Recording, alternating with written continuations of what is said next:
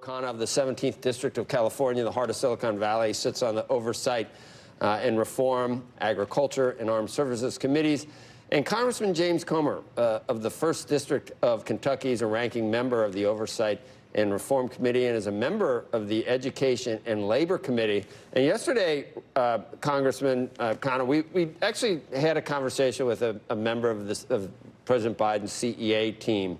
And she talked a lot about fairness. And we tried to drill down on what fairness actually means, because it means different things to different people. And we really need to get a firm grasp. And my point was that if high earners are paying greater than 50%, which you just heard from that report, if you're at 55% or something like that, is that where, do you feel okay going to those people and saying, we think maybe you should pay 60, 65, 70% because you have so much? Is that fair?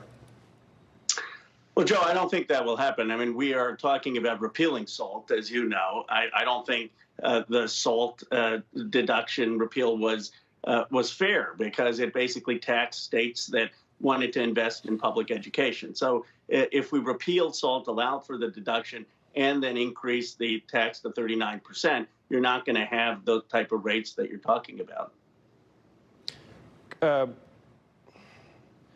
You listen to my 100 billion analysis and we're nodding. You really think that's possible that SALT's going to go?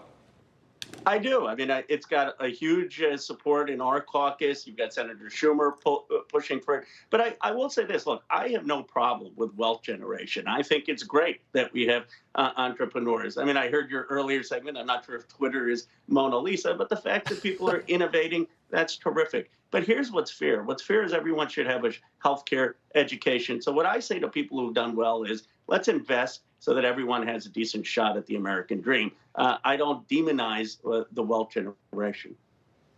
Yeah, maybe it's more like a Picasso, reclining lady that you have no idea. You're like,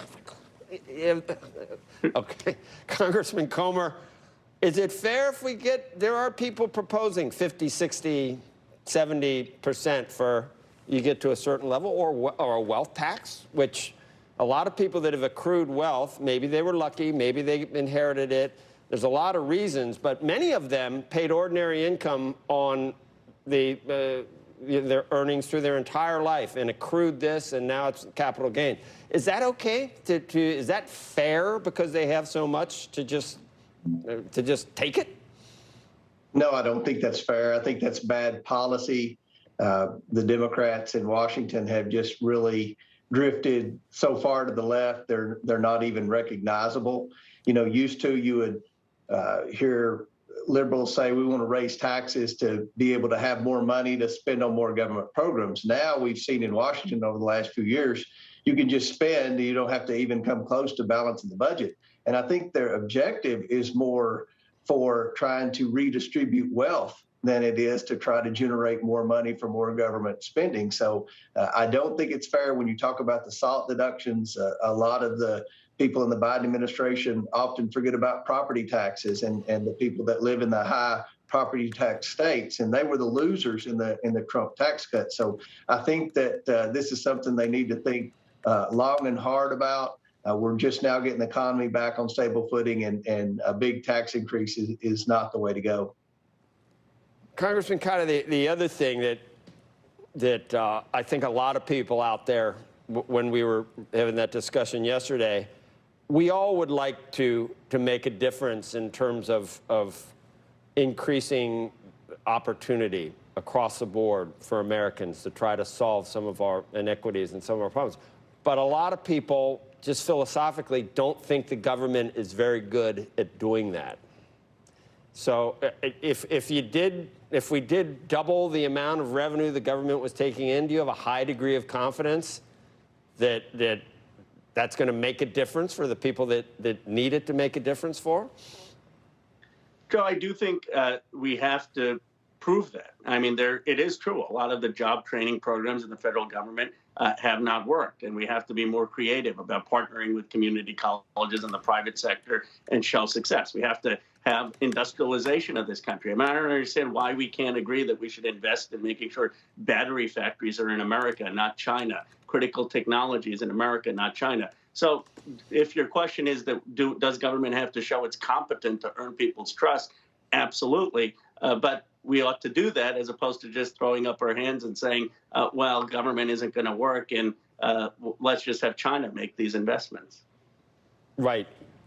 There's always the notion that a lot of people that would be hit on the high end would rather do it through philanthropy. A lot of them, Congressman, and they just historically they've seen that their dollars, in their view, their dollars are much better spent if they can self-direct them into philanthropy instead. And history doesn't bode well for the argument that the government's going to do better than philanthropy.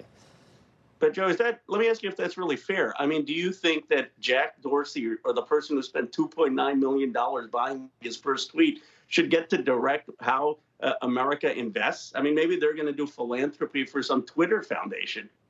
Are they going to be spending it to industrialize the Midwest, the South? Or are they going to be spending it so that young black kids have a fair shot? I do think that Americans should decide, not just people in my district in Silicon Valley who made a lot of wealth. By the way, a lot of their philanthropy is outside the United States.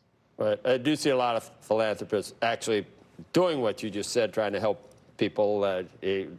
Obviously, it's not monolithic.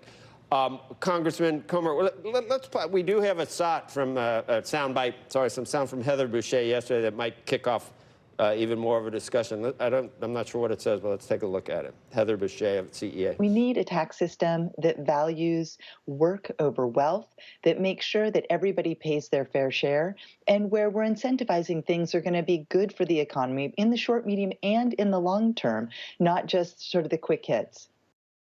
Congressman Comer, I can't disagree with really anything that was said there. It's all kind of nebulous, though. You know, everybody should pay their fair share. We should value work, and we should all try to do good. That's kind of what you said. But when you drill down, that's where you get some of the details get a little troublesome about what some people think fair is.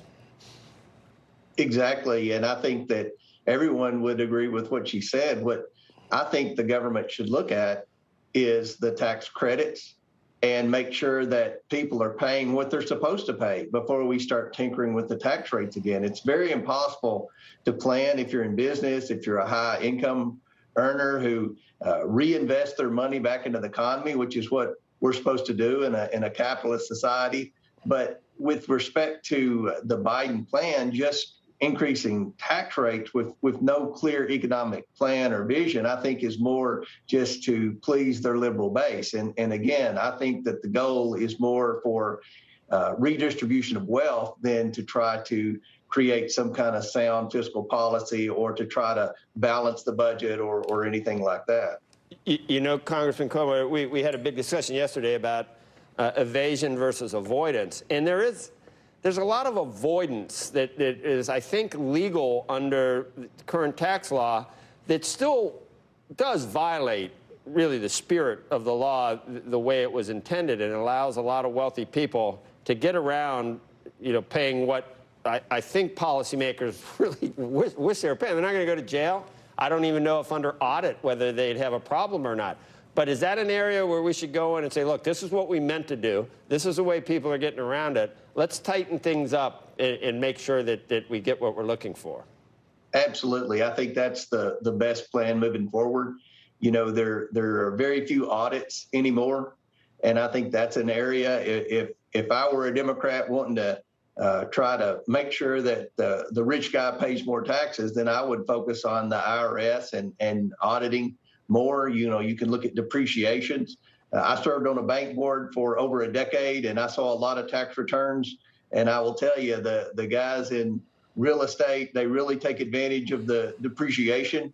And a lot of people that make a lot of money, that own a lot of real estate, that the real estate actually appreciates in value. They take the depreciation and they don't pay any taxes. So I think those are areas where the Biden administration should examine and not just increase the tax rate significantly.